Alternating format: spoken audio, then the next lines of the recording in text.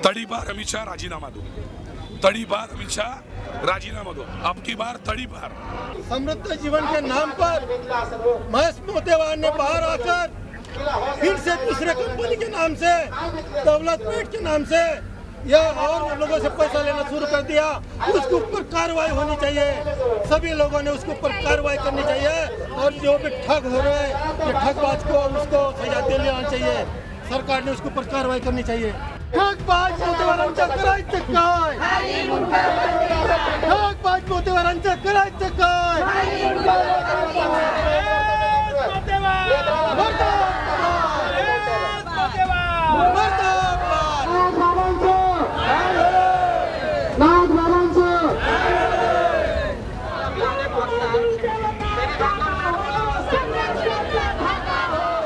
शीतकालीन इस सत्र में लोग अलग अलग संगठनाएं अपनी अपनी डिमांड और अपने अपने चार्टर सरकार को पेश करती है। इस अधिवेशन में Jan Aadhaar social welfare organisation की क्या डिमांड है और क्यों यहाँ धरना प्रदर्शन कर रही है हम जानते हैं। क्या डिमांड्स है आपकी? हमारे जितने भी गुंतवणूक पीड़ित है, समृद्ध जीवन कंपनी एवं सोसाइटी, इन्हों के अंतर्गत लाखों करोड़ लोगों ने इन्वेस्टमेंट किया है और वो इन्वेस्टमेंट हमारा वहाँ पर कंपनी बंद होने की वजह से हमारा गए साल 10 सालों से पीड़ित लोगों का इन्वेस्टमेंट वहाँ फंसा है। 3000 कंपनी, क्या नाम? समृद्ध जीवन फूड्स इंडिया लिमिटेड कंपनी। कौन संचालक? एवं सोसाइटी, उसके संचालक जो है महेश मोतेवार। इन्होंने कंपनी एवं सोसाइटी के तौर पर हमारे तरफ से इन्वेस्टमेंट लिया, अच्छा परतावा देंगे इस तरह से हमको आश्वासन दिया और इस आश्वासन के माध्यम से हमने बहुत सारे लोगों ने इन्वेस्टमेंट किया। करीबन 3750 करोड़ वहाँ पर कंपनी में और सोसाइटी में डाले गए हैं और उसके बाद घोटाला करके हम 10 साल से हम संघर्ष कर रहे हैं। क्या इन्वेस्टमेंट की रकम थी? कितने से कितने तक का इन्वेस्टमेंट था? 3750 करोड़ का आंकड़ा है। करीबन 2 करोड़ 11 लाख लोगों का पैसा है।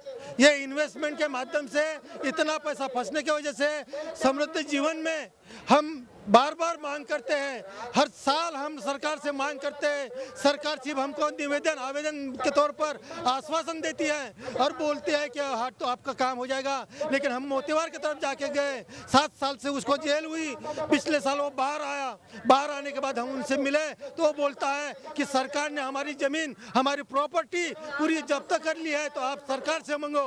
और सरकार की तरफ हम गए, जो लिक्विडेशन के तौर पर लिक्विडेटर की तरफ जाके आए। लिक्विडेटर बोलता है कि इस प्रॉपर्टी के ऊपर गवर्नमेंट के और भी एजेंसी अटैचमेंट है, जैसे सीबीआई, ईडी है, सीबीआई है। ये जब तक केंद्र में इसका निपटारा नहीं होता तब तक मैं कोई भी प्रकार का आपको भुगतान नहीं दे सकता।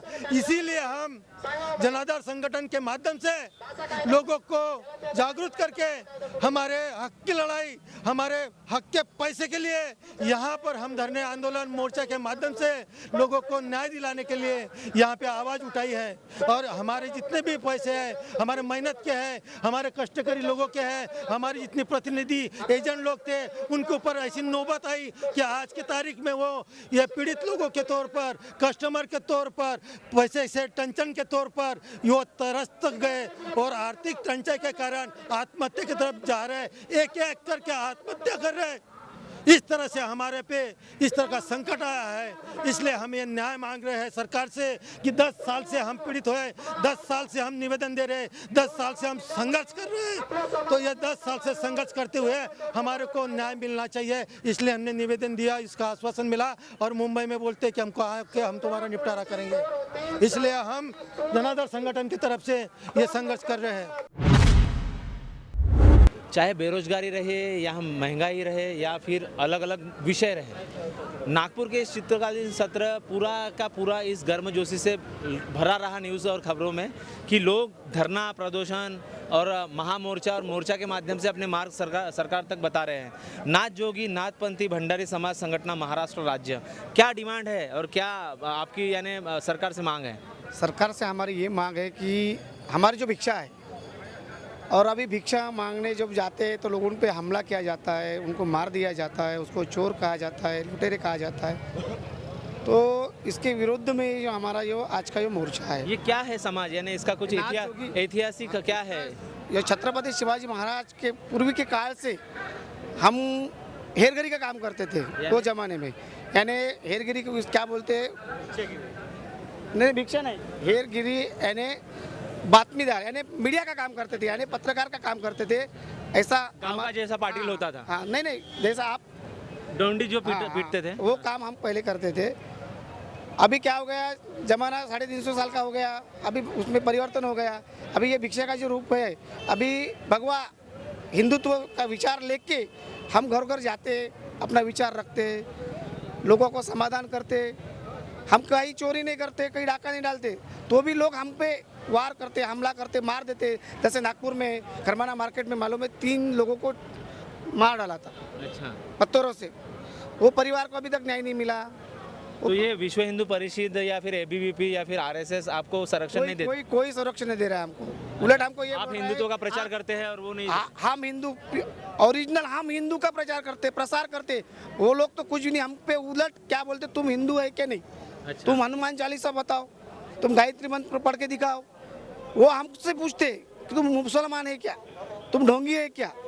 तो ये गलत है उनका, क्योंकि जिसके अंग पे भगवा वस्त्र है वो मुसलमान हो ही नहीं सकता।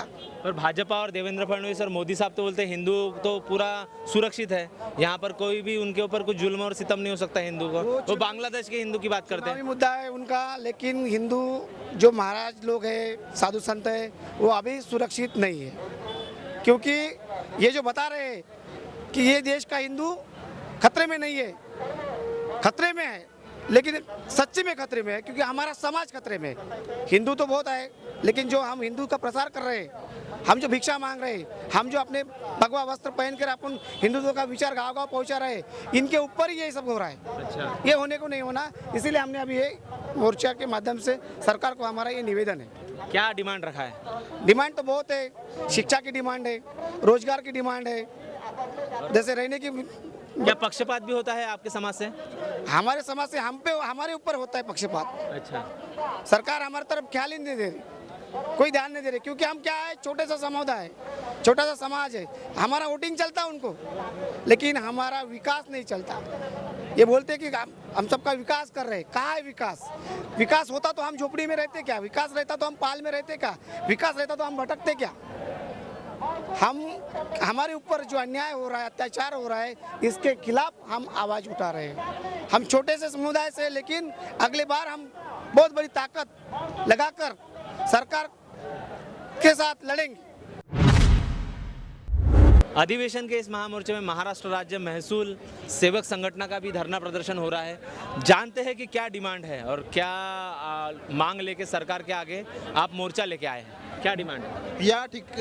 यहाँ पे जो महसूल सेवक संगठन का मोर्चा आया है वो एक ही डिमांड लेके आया है, जो 50-60 सालों से लगातार एक ही डिमांड रख रहा है, वो है क्लास 4 का दर्जा बहाल किया जाए। और थोड़ा सा और डिटेल में समझाइए। हाँ जी, महाराष्ट्र राज्य जब स्थापन हुआ था 1960 में, तब महाराष्ट्र में एक गांव एक कोतवाल यो पद कायम था। और जब 1965 में यो जो उसमें कुछ बदलाव किया गया महाराष्ट्र शासन की तरफ से, और उसमें एक गांव एक पुलिस पाटिल और एक साजा जो 5-6 गांव का मिलके बनता है, वहाँ पे एक कोतवाल रखा गया। और उस कोतवाल को 6-7 गांव दिए गए और उसको मानधन तत्व पे उसको काम करने के लिए लगाया गया। और बाद में शासन जब आया तो उन्होंने उसमें बदलाव करते हुए उसको मानधन तक सीमित रखा। और पिछले बार जब अभी 2024 में क्या है उसकी स्थिति? 2024 में उसकी स्थिति ये है कि 2024 में माननीय मुख्यमंत्री साहब, जो अभी फिलहाल के मुख्यमंत्री साहब है देवेंद्र फडणवीस साहब, और जो पिछले सरकार में उप मुख्यमंत्री महोदय थे, उन्होंने हमको क्लास 4 का दर्जा देने का वादा किया था, लेकिन उन्होंने वो वादा पूरा नहीं किया। और उन्होंने कहा कि हम तुमको न्याय देंगे, लेकिन क्लास 4 नहीं दिया, सिर्फ मानधन वार्ड दी है। और मानधन वार्ड भी दी तो सिर्फ 10% दी है। 15,000 रुपये मानधन मिल रहा है, लेकिन सिर्फ 10% मानधन वार्ड दी है, और वो भी 1 अप्रैल 2026 में लागू करने वाले हैं। ये अत्यंत अन्यायकारक है, अत्यंत क्लेशदायी है। क्या डिमांड है? हमारा डिमांड ये है कि हमारा जो मानधन वार्ड दी है वो अभी के अभी फिलहाल 1 अप्रैल 2025 से लागू कर दी जाए, जो दी है आपने। पहले तो फिलहाल हमारी डिमांड मेन है वो है क्लास 4, 4 अगर वो उसके साथ साथ हमारा ये कि क्लास 4 अगर आप दे नहीं सकते तो फिर हमें 10% जो मानधन वार्ड दी है वो जल्दी से जल्दी 1/2/25 से लागू किया जाए। और उसके साथ महसूल सेवक, ग्राम महसूल अधिकारी जो अभी नाम बदला है तलाठी में, उसमें 50% का रिजर्वेशन रखा जाए हमारे लिए। महसूल सहायक के लिए रिजर्वेशन रखा जाए। 100% सिपाही के जब पद है वो भरने के लिए हमें हमारे इसमें से कोतवाल में से जो महसूल सेवक है उनमें से 100% उसमें कोटा बढ़ाया जाए। और उसके साथ ही बहुत से मांग, इसके साथ ही बहुत से मांग तकरीबन हर संगठन अपना डिमांड लेके इस अधिवेशन में, शीतकालीन सत्र में नागपुर में आती है। अब वो डिमांड सरकार किस तरीके से लेती है, क्योंकि जीतने का जो अंतर है वोटिंग का वो तो काफ़ी दिखता है, पर जब हम संख्या देखते हैं मोर्चा और आंदोलनकारियों की, ये संख्या भी लाखों और हजारों में होती है। सरकार किस तरीके से इनकी मांग पूरी करते हैं, आप बने रहिए आवाज़ के साथ, प्रोग्राम अभी जारी है।